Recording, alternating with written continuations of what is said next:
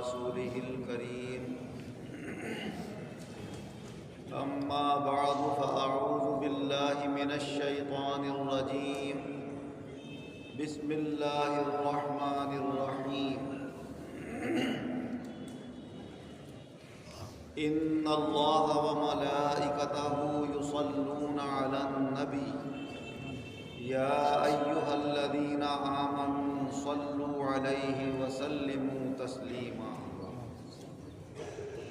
اللہ تبارک و تعالی اپنے کلام عظیم قرآن مجید میں ارشاد فرما رہا ہے کہ بے شک اللہ اور اس کے فرشتے نبی صلی اللہ علیہ وسلم پر درود بھیجتے ہیں۔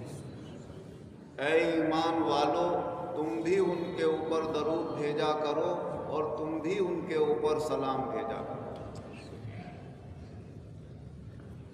اللہ تبارک و تعالی نے اس مبارک آیت میں اپنے بندوں کو یہ خبردار فرمایا کہ اللہ اور اس کے رسول اور اللہ کے فرشتے جو آپس میں ہدیے اور تحفے پیش کرتے ہیں تو یہ مال و دولت کے ہدیے تحفے نہیں ہوتے، پہننے اوڑھنے کی چیزوں کے ہدیے تحفے نہیں ہوتے، کھانے پینے کی چیزوں کے تحفے نہیں ہوتے۔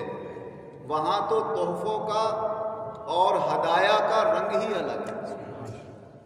اللہ اور اس کے فرشتوں کی طرف سے رسول صلی اللہ علیہ وسلم کے لیے ہدیے اور تحفے بھیجے جا رہے ہیں تو درود و سلام کے بھیجے جا رہے ہیں۔ رسول اللہ صلی اللہ علیہ وسلم اللہ کے دربار میں جو ہدیہ اور تحفہ بھیج رہے ہیں وہ اللہ کے ذکر کا بھیج رہے ہیں، اللہ کی یاد کا بھیج رہے ہیں، اللہ کی عبادت کا بھیج رہے ہیں۔ جو حضرات ان حقیقتوں کو سمجھ گئے تو وہ کبھی مالی ہدیوں اور تحفوں سے خوش نہیں ہوئے۔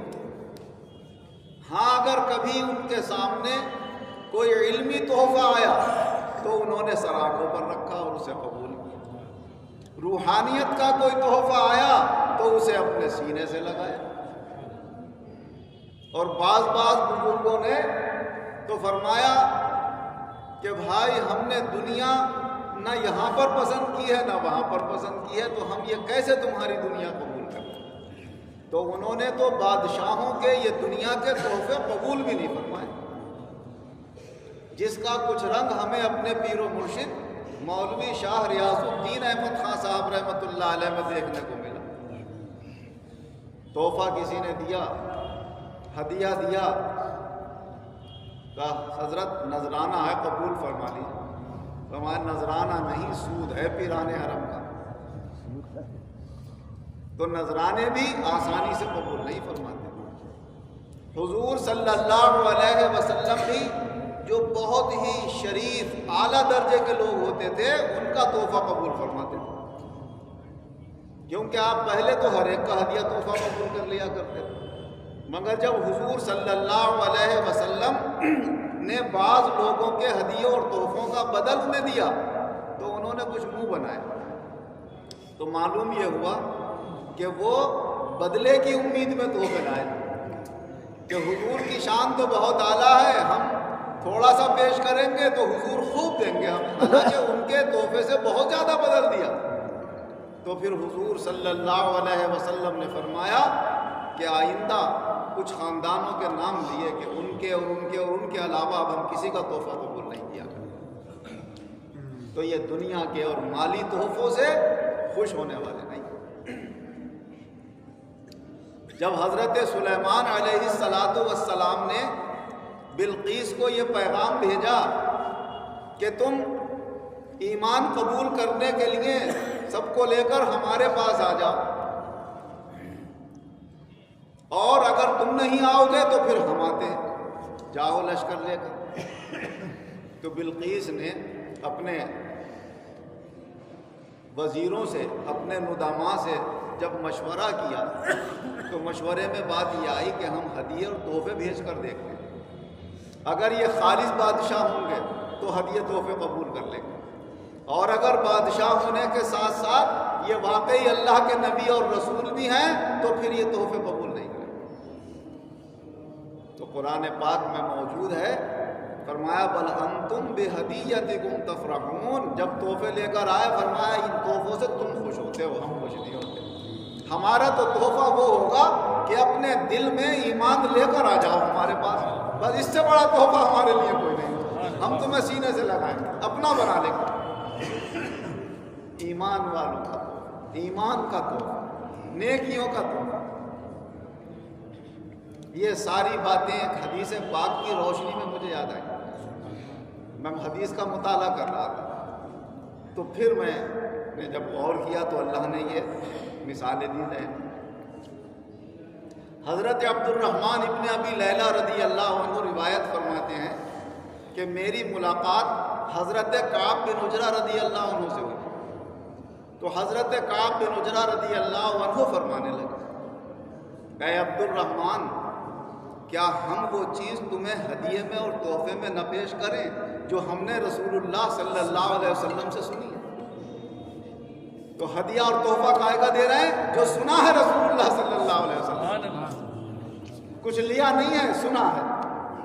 تو کیا سنا ہے؟ حضور کی حدیث سنی، علم کی بات سنی ہے۔ تو ان کے درمیان آپس میں لین دین ہدیوں اور تحفوں کے کیا ہوتے تھے؟ حدیثوں کے ہوتے تھے ہدیے اور تحفے، علم کے تحفے دیے جاتے کہ ہم سے یہ علم کا تحفہ لے لو، ہم سے یہ علم کا ہدیہ لے لو۔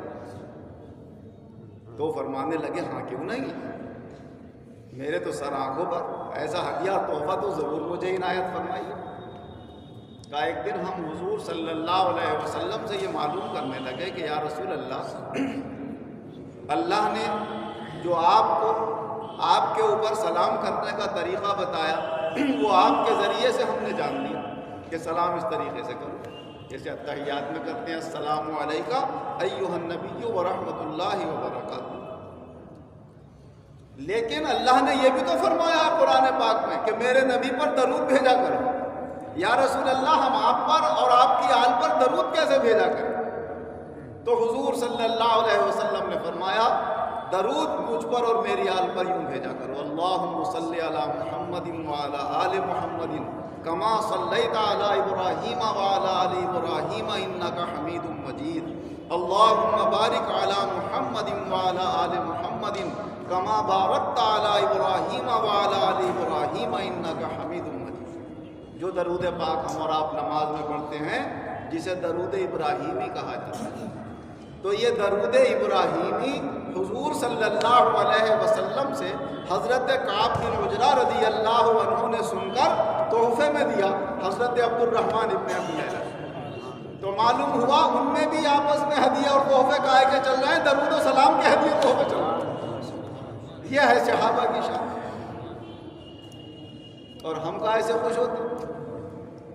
علم کی بات بتائی تو پتا بھی نہیں کہ کچھ ہمیں دیا ہے یا نہیں دیا، کسی قابل بنا دیا تو کبھی سوچا بھی نہیں کہ ہمیں کس قابل بنا دیا۔ اور اگر کسی نے لالچ دیا کہ آؤ ہمارے مدرسے میں آ جاؤ، ہم تمہیں 25,000 روپے مہینہ دیں گے، 20,000 روپے مہینہ دیں گے، تو اس نے اعتقاد بھی چھوڑ دیا، عقیدت و محبت بھی بیچ ڈالی، اور چند ٹکوں کے لیے یہ بھول گیا کہ یہ تحفہ 20-25,000 کا کچھ نہیں ہے، کاغذ کے ٹکڑے یہی فنا ہو جائیں گے۔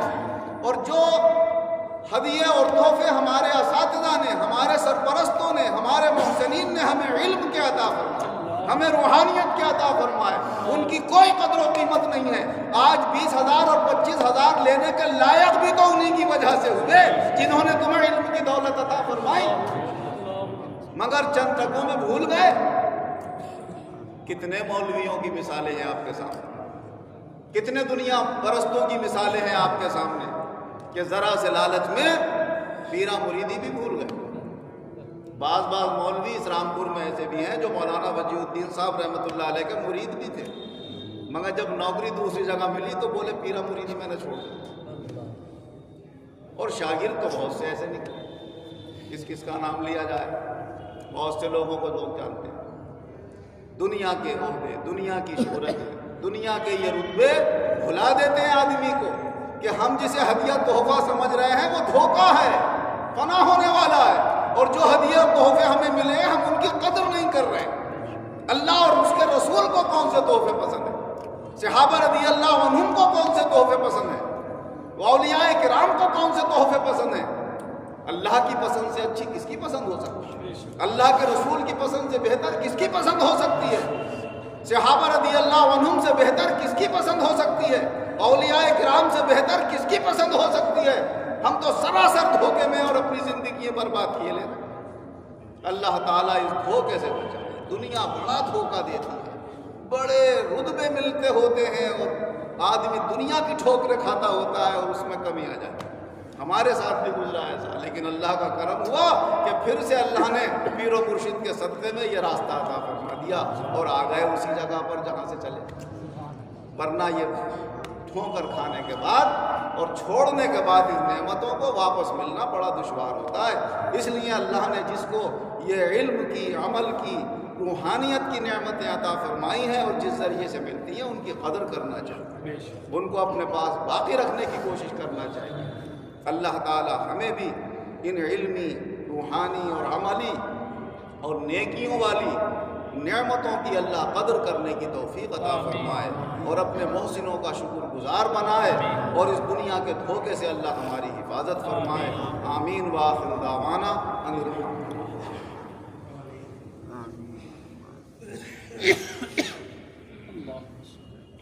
الحمد للہ رب العالمین والعاقبۃ للمتقین والصلاۃ والسلام علی خیر خلقہ محمد وآلہ واصحابہ اجمعین۔ اے اللہ اپنے خاص فضل و کرم، اپنی عنایت سے، اپنی رحمت کے واسطے سے حضور صلی اللہ علیہ وسلم کے صدقے میں، اپنے ولیوں کے صدقے میں، مرشدین کرام کے صدقے میں مولا ہمارے ایمانوں میں مضبوطی پیدا فرما، اپنے رسول پاک صلی اللہ علیہ وسلم کی، اولیاء کرام کی، اپنے دین کی ہمیں سچی محبت عطا فرما۔ اے اللہ سب مسلمانوں کے دین میں مضبوطی پیدا فرما اور یہ دنیا کے جو دھوکے ہمیں پریشان کر رہے ہیں مولا ان دھوکوں سے ہماری حفاظت فرما۔ لیکن چونکہ دنیا میں زندگی گزارنے کے لیے جتنا بھی وقت ہے مولا اس کے لیے جو ضرورتیں ہیں وہ اپنے کرم سے پوری فرما اور ضرورتوں کے لائق بہتر سے بہتر ہمیں دنیا بھی عطا فرما، مگر اس کی محبت سے، اس کی حوث سے اللہ ہماری حفاظت فرما، اس کے دھوکے اور اس کے شرارتوں سے ہماری حفاظت فرما۔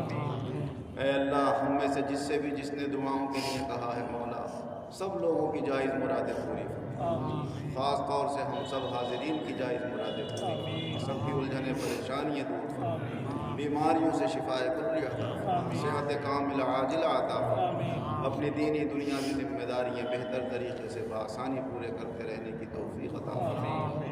اے اللہ جو بیمار ہیں انہیں شفا عطا فرما، جو قرض دار ہیں انہیں قرضوں سے نجات عطا فرما، جو بے روزگار ہیں انہیں اچھے روزگار عطا فرما، جو برسر روزگار ہیں ان کے روزگاروں میں خیر و برکت و ترقی عطا فرما۔